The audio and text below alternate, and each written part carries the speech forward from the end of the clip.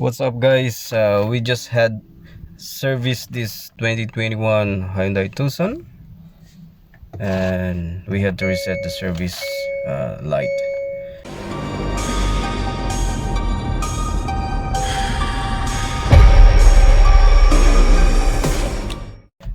As you can see, there's a service required message. So to reset that, we just go to this touchscreen. You just touch like the setup.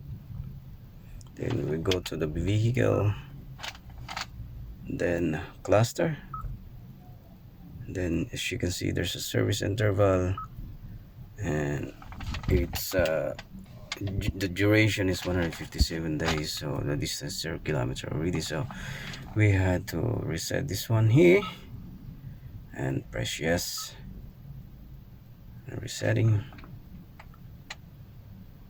So as you can see, reset factory settings. So to confirm, we just need to turn the ignition off and press it twice, and we'll just check or confirm that the service warning light will be gone.